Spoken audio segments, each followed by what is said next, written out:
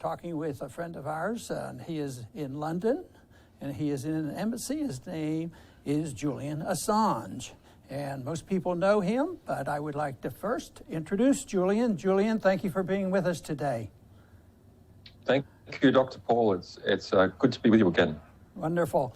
Well, your name has been in the news, and I guess that doesn't flatter you too much. You don't need your name in the news, but some Americans were picking on you the other day. They happened to be in government, and one was a CIA guy, Pompeo.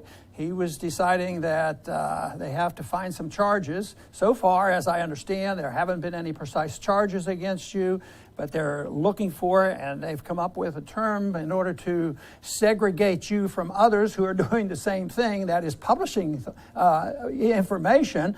They have to find something special to justify what they're trying to do to you, and now they're calling WikiLeaks a hostile intelligence service.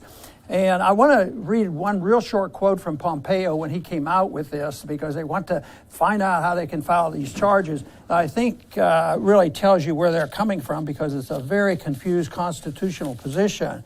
Pompeo said that they can't afford Assange constitutional free speech protection. Then he quotes, Julian Assange has no First Amendment freedoms. He's sitting in an embassy in London. He's not a U.S. citizen, Pompeo said. Well, why don't you comment about what he's doing? And I'm sure you understand the American law and the Constitution a lot better than a couple other people have been talking about your case, because that to us on our program is just totally unconstitutional even to discuss this. They're not even have any comprehension at all about what the First Amendment rights mean. I think it's a very interesting and worrying statement by Pompeo.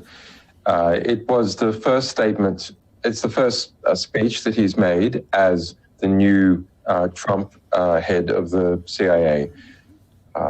And it's about an hour long.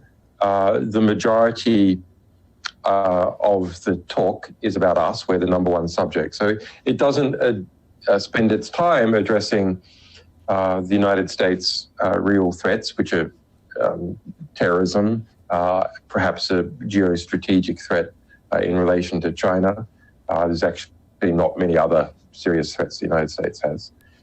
Instead, it spends its time not just on WikiLeaks, but WikiLeaks and its ilk, where Pompeo introduces a new concept of a non-state intelligence service. And you think to yourself, hang on, doesn't intelligence service mean state intelligence service? What could be a non-state intelligence service? Well, he says that WikiLeaks is one of these things. And so it's an interesting question.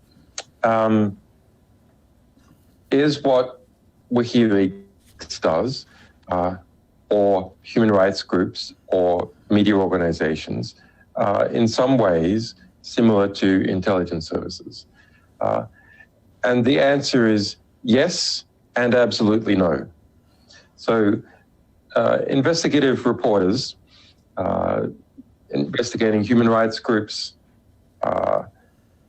organizations like The Intercept, ProPublica, and all the serious media that consider national security journalism, we're all involved in developing sources, protecting sources, verifying what sources give to us or what we obtain, then analyzing it, coordinating it internally, and intelligence agencies also do all that. The equivalent of the CIA in Germany is the BND, or Bundesgeheimdienst, which is the literal translation is the Federal News Service. Similarly, in the CIA under Obama about 6 years ago, the CIA introduced a change into how it writes its internal reports to use the same style that journalists use in writing articles called the inverted pyramid style, where you basically put the conclusion up top and then you justify how you got to the conclusion. So there are similarities between news services and intelligence services, but it ends with what happens to the results of the research. So publishers publish, whereas state intelligence agencies keep the information concealed and use it for the advantage of their organization, for their particular political connections, for militaries, for other intelligence agencies, and so on. So it's for the CIA to say that investigative media organizations and publishers are the same as an intelligence service is as ridiculous as it is to say that the CIA is a media organization. There are similarities in the sourcing in relation to both, but in terms of what the organizations then do with the information is completely different. Right. Daniel. And it seems like the use of the term, it's a term of art. I don't think he used it to demonize. I think he used it to categorize, to create a new category out of thin air that would enable the U.S. government to go after WikiLeaks in a much more military sort of way. As the ACLU noted, never has a publisher in the history of the United States been prosecuted for revealing truthful information. So it seems to me that the key is to remove the idea that you're a publisher and call you something different. And I think the battlefield right now is probably in U.S. public opinion. Turn that first against WikiLeaks and then see what happens. Does that seem to make sense? Yeah, I think Pompeo's speech came about partly as a response to a op-ed I wrote for the Washington Post, speaking, why WikiLeaks does its work and so on. It might have been coming anyway. He was in London the day before, and on the Wednesday, he then returned to the United States. He gave this speech late on a Thursday evening before Easter Friday. So it was actually quite hard to respond to in the media. And from that kind of media analysis point of view was well timed. But the CIA has been deeply humiliated as a result of our ongoing Vault 7 publication. So this is a preemptive move by the CIA to try and discredit our publications and create a new category for WikiLeaks and other national security reporters to strip them of First Amendment protections by defining the organization as something that fits into existing interpretations. So you can surveil and engage in certain actions on hostile intelligence services. That's throughout different pieces of US regulation that you don't need search warrants and so on authorized by a judge if what you're intercepting or surveilling is connected to an organization that is an intelligence service that is influencing someone.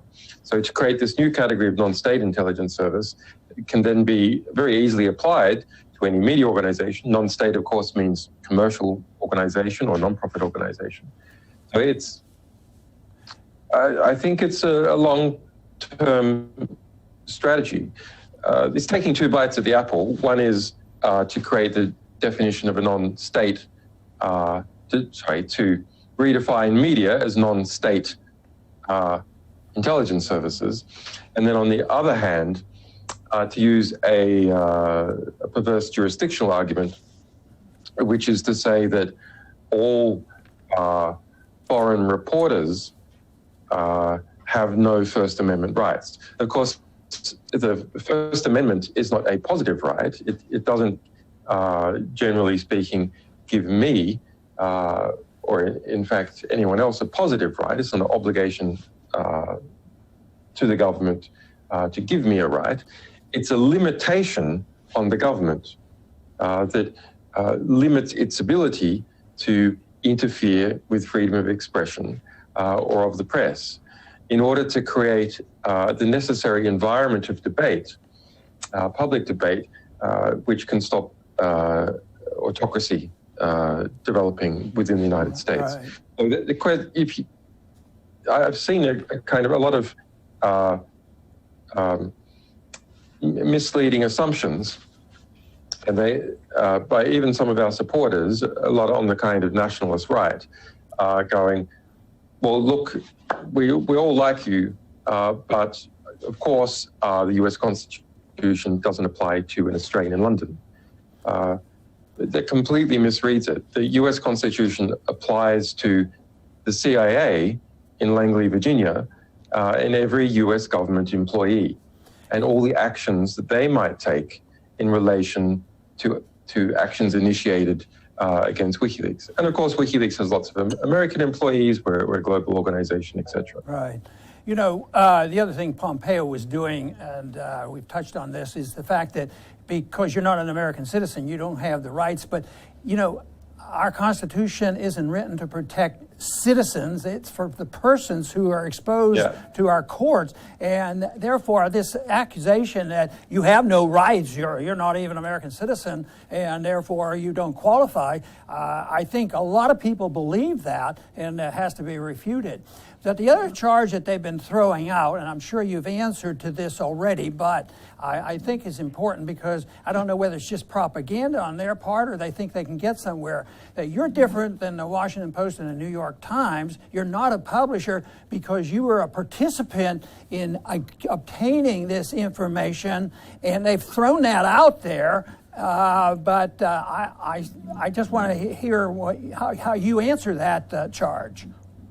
Well, it's completely false. They tried this in the trial of Chelsea Manning in 2013, and it failed. It was not accepted by the military courts. They attempted to use it in order to get an extra charge up against the then Bradley Manning, now Chelsea Manning, and did not succeed. And the evidence that they tried to present was really very pitiful.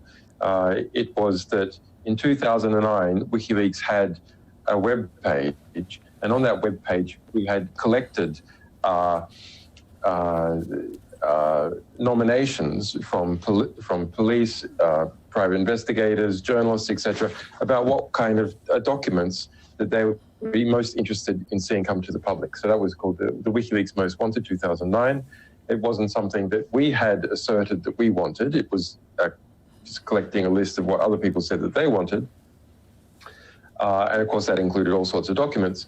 And the US government argued that there was one of the types of documents that was on that page, Chelsea Manning subsequently leaked to us, and therefore this was some kind of conspiracy.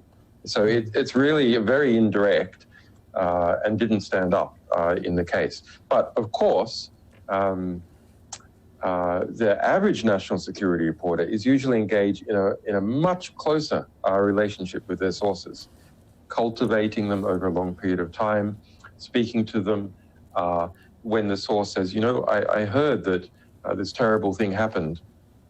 And then the reporter goes, well, that's interesting, but can you prove it? Do you have a document about it?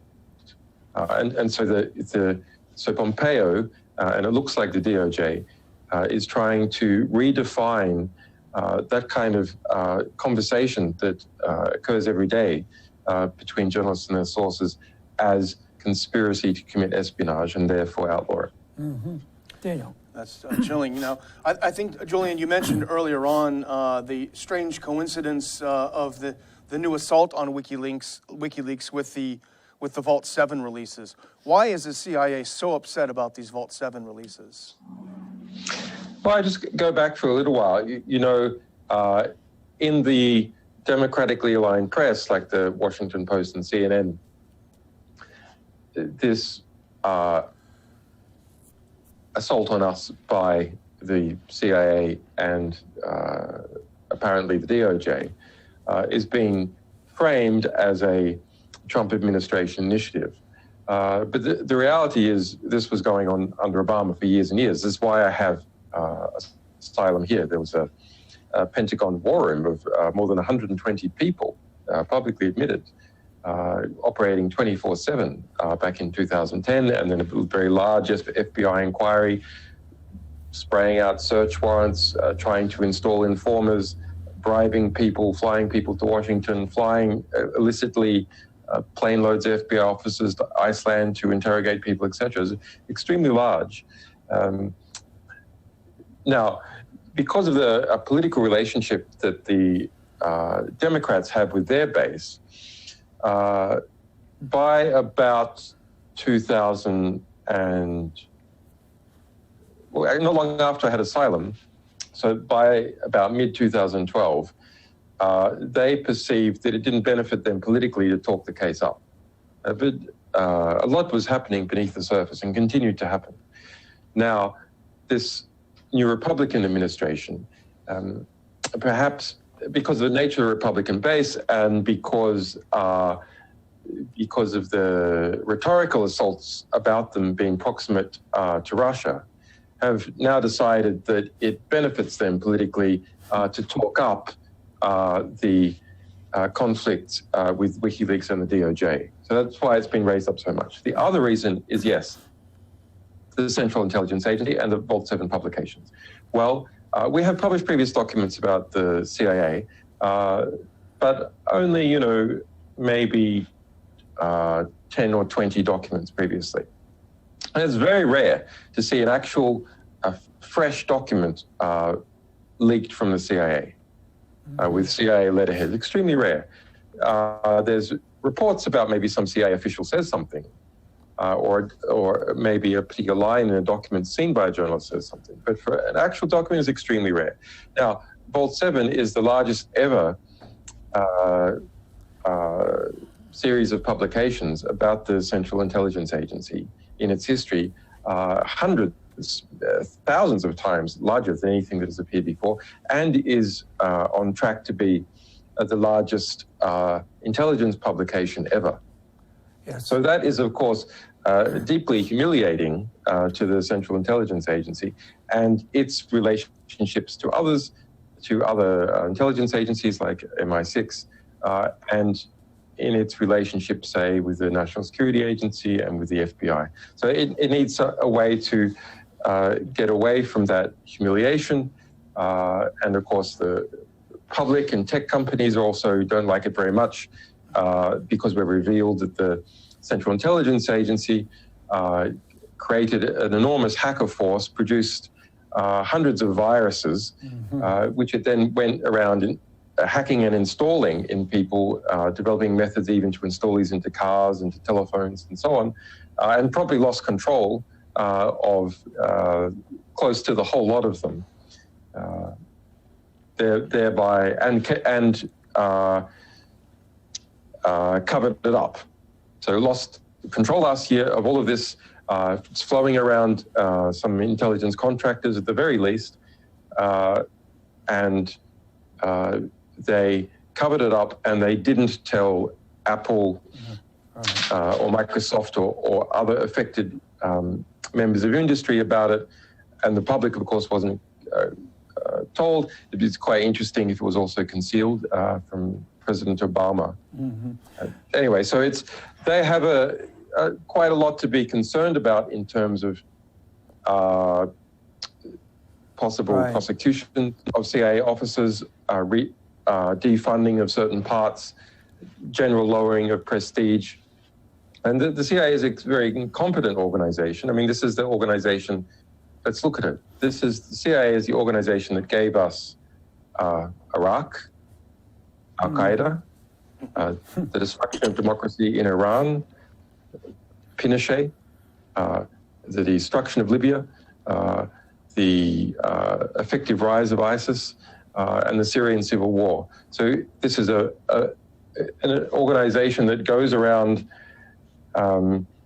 engaging in actions which are either deeply incompetent or which, even from the perspective of American power, are counter to its purposes. Julian, your opponents aren't too difficult to understand if you once realize that, from my viewpoint, I don't think they're interested in the truth nor the law. And they are interested in propagandizing a certain position in order to promote some political viewpoint. But just recently you had an interview with Hannity on Fox, which I found pretty fascinating.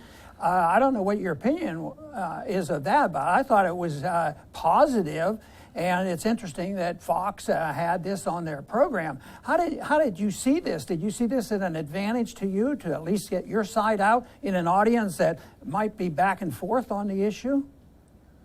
Yeah, just like publishing op-eds in the Washington Post is now possible because the Washington Post is lined against the Trump administration, and now we have a conflict in relation to Trump's CIA. So when that channel opens up, yes, we do it because we reach an audience that we wouldn't necessarily normally reach. Same with Fox, that certain channels opened up there because of conflicts between the Trump administration and the FBI, Trump administration, the CIA. It looks like CIA essentially won now. So that was important. And people like Hannity and Sarah Palin have been accused of being hypocrites because they made some negative comments about WikiLeaks before. We published Sarah Palin's emails in 2008. So you could understand why she might have been a bit annoyed. But she said I should be hunted down like the Taliban back in 2010. And a few months ago, she apologized. Wow. And is she a hypocrite, or did she learn something and do the right thing?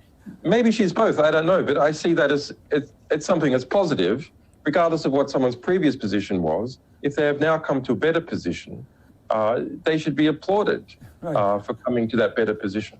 Well, when they come our way, they're learning something.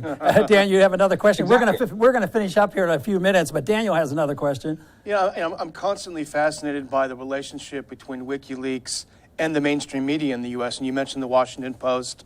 And of course, they've accused WikiLeaks of being, its core mission is not transparency, but undermining U.S. national security, yet they gladly publish your documents. But I think the thing that we haven't addressed yet that I think is very important, and I'm sure you're aware of this, it's the ongoing demonization of Russia in the United States. Anyone who questions the national security state is an agent of Putin. Trump is an agent of Putin. We're all agents of Putin if we don't go along with this business. But the Washington Post, especially its editorial page, which, as you know, has a very neoconservative bent under Fred Hyatt, it talks about WikiLeaks has close ties with Russia's intelligence services. This was proven by the intelligence community's report about the DNC hack. Of course, we know about the DNC hack, that the forensic investigation was done by an organization called CrowdStrike. The Washington Post wrote about that quite a bit. But strangely enough, when CrowdStrike was very discredited a couple of weeks ago, the Washington Post neglected to mention that part. So maybe if you could address these charges that WikiLeaks is colluding with Russian intelligence services. Yeah, it's very mischievous to see that in certain media. It, of course, is false. But there's no allegation, no official allegation from the US government that there is any evidence of WikiLeaks colluding with Russia, or even that WikiLeaks is colluding with Russia, but they can't find the evidence. That just simply doesn't exist. And in fact, it has been stated multiple times. Barack Obama, in his last speech, said that there's no evidence of WikiLeaks colluding with Russia. James Comey, within the last month, has stated that if the Russians did anything, they didn't do anything directly with WikiLeaks, unlike DC Leaks and Guccifer 2.0. And James Comey, James Clapper, the Director of National Intelligence under Obama, stated just before the transition that the U.S. intelligence community had no insight into how WikiLeaks obtained its publications, when it obtained them, or the sequencing or timing as to how we did our publications. So there you have it, directly from Barack Obama and the head of the FBI and the head of national intelligence, that there's no collusion that they can discern between WikiLeaks and the Russian state. So when you see reportage in the media suggesting otherwise, this is something that is even going beyond what U.S. intelligence is saying. I don't think U.S. intelligence is particularly credible. We all know that they're not particularly credible, and they definitely have an angle that they want to push for their own political and institutional reasons. But they're not saying that WikiLeaks colluded with Russia in any way. Mm-hmm. Julian, we're going to have to go, but I want to thank you very much for being with us today. But can you give our viewers any information where they can get more information, follow what you're doing? Is there a website, or if they want to help out, do you have a suggestion for what they can do for you? Yeah, thanks for that. They can follow our Twitter account at WikiLeaks. It's twitter.com/WikiLeaks. And then they can also look at Justice for Assange, that's with a numeral 4, justiceforassange.com, which is about my own personal situation. And my Twitter account is Julian Assange. Oh, very good. And once again, I want to thank you very much for being with us, and we'll stay in touch, and we wish you well. Thanks, Dr. Paul. Keep up the fight. Thanks. Very good. And I want to thank our viewing audience today for joining us today for this very special program. Please come back soon to the Liberty Report.